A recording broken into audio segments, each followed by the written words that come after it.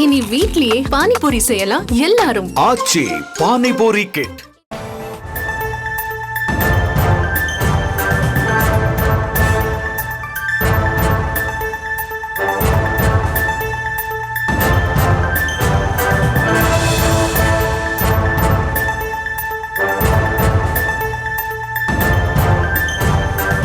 சாத்தான்குளம் அருகே காவலரின் தாய் கொலை செய்யப்பட்ட சம்பவத்தில் அதே பகுதியை சேர்ந்த இளம்பெண் கைது செய்யப்பட்டார். அவர் நகைக்காக இந்த கொலையை செய்தது அம்பலமாகி இருக்கிறது. மேலும் இவர் மீது பல்வேறு வழக்கு உள்ளது என்பது குறிப்பிடத்தக்கது. இது குறித்த விவரங்களோடு இணைக்கிறார் நமது செய்தியாளர் செந்தில்குமார். முழு விவரங்களை பதிவு செய்யலாம். கண்டிப்பாக. அதாவது தூத்துக்குடி மாவட்டம் சாத்தான்குளம் அருகே காவலரின் தாய் கொலை செய்யப்பட்ட சம்பவத்தில் அதே பகுதியை சேர்ந்த இளம்பெண் கைது. அதே பார்த்து அந்த பெண் நகைக்காக கொலை செய்தது இந்த பகுதியில் பெரும் அதிர்ச்சி ஏற்படுத்தியது. அதே பார்த்தீங்கன்னா தூத்துக்குடி மாவட்டம் சாத்தான்குளம் அருகே உள்ள தேரிப்பண்ணை சிஎச் கோயில் தெருவை சேர்ந்தவர் ஜெயபால் என்பவர். இவரது மனைவி வசந்தா. இவர் ஓய்வு பெற்ற அங்கன்வாடி பணியாளராக உள்ளார். மேலும் பார்த்துட்டா இந்த தம்பதியினருக்கு சபீதா என்ற மகளும் வினோத் விக்ராந்த் என்ற மகனும் உள்ளனர். ஆகிய அனைவருமே திருமணமாகி தனித்தனியாக வசித்து வருகிறார்கள்.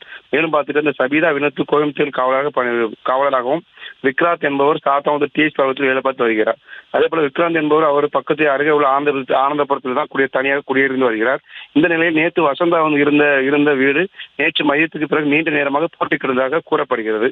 மேலும் பார்த்துட்டா இதனை அடுத்து அக்கம்பத்தின் உள்ளவர்கள் இந்த வீட்டை பார்க்கும்போது வழக்கத்திற்கு மாறாக வீடு ஜன்னல்கள் கதவுகள் பூட்டப்பட்டு கிடந்ததை பார்த்து மேல் அந்த தகவலை அவருடைய மகனான போலீஸ் விக்ராந்துக்கு தகவல் கொடுத்தனர். மேலும் அந்த விக்ராந்த் அவர் தொடர்ந்து தாயின் செல்போனை தொடர்பு கொண்ட போது தொடர்பு கொள்ள முடியவில்லை. இதனை எடுத்துட்டு அவரது உறவுக்கார பையன் ஒருவரிடம் ஆனந்தபுரத்தில் உள்ள தனது வீட்டின் சாவியை வாங்கி திறந்து பார்க்கும்படி கூறியுள்ளார் அவர் மகன்.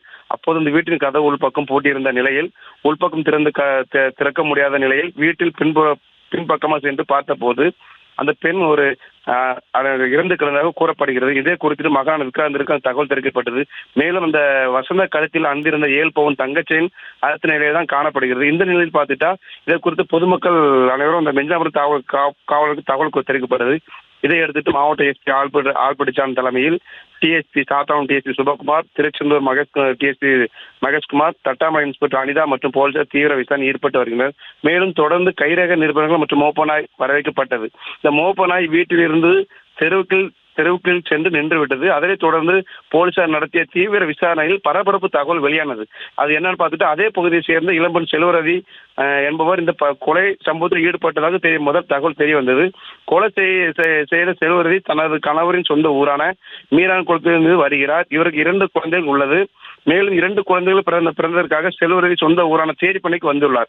நேற்றும் யாரும் இல்லாத நேரத்தில் பின்வாசல் வழியாக சென்று முன்பக்க கதவு மற்றும் ஜன்னலை அடைத்துவிட்டு அருகே இருந்த கட்டில் படுத்து கிடந்த வசந்தாவை தலையானில் அமுக்கி கொலை செய்துவிட்டு அவர் கழுத்திருந்த 7 பவுன் மற்றும் தங்க செயின் கமல்கள் திருடி சென்றுள்ளார். நேற்று இரவு போலீசார் கணவரின் சொந்த ஊரான மீராங்குளத்தில் பதுகியிருந்த செல்வரதியை கைது செய்து விசாரணை மேற்கொண்டு வருகிறார். இவர் விசாரணை மேற்கொண்ட போது இவர் மீது பல்வேறு வழக்குகள் உள்ளது. அதே பார்த்துட்டா ஏற்கனவே இளம்பெண் செல்வரதி கடந்த 2015ஆம் ஆண்டு அதே பகுதியை சேர்ந்த மூதாட்டி ஒருவரின் வீட்டில் சென்று பணத்தை திருடியுள்ளார். இதை குறித்து அந்த மூதாட்டி அந்த கிராமத்தில் உள்ள அனைவரும் வீட்டிலும் சென்று செல்வரதி தனது வீட்டில் உள்ள பணத்தை திருடியதாகவும் அனைவரும் கூறியுள்ளார். மேலும் இந்த சம்பவம் அந்த பகுதியில் பெரிய பரபரப்பை ஏற்படுத்தி வருகிறது. அதே போல பார்த்துட்டா சாத்தான்குளம் அருகே நகைக்காக இளம்பெண் காவலரின் தாய் தலையை அமுக்கி கொலை செய்த சம்பவம் இந்த பகுதியில் பெரும் பரபரப்பை ஏற்படுத்தியுள்ளது. விவரங்களுக்கு நன்றி செந்தில்குமார். இனி வீட்லயே பானிபூரி செய்யலாம் எல்லாரும். ஆச்சி பானிபூரி கிட்.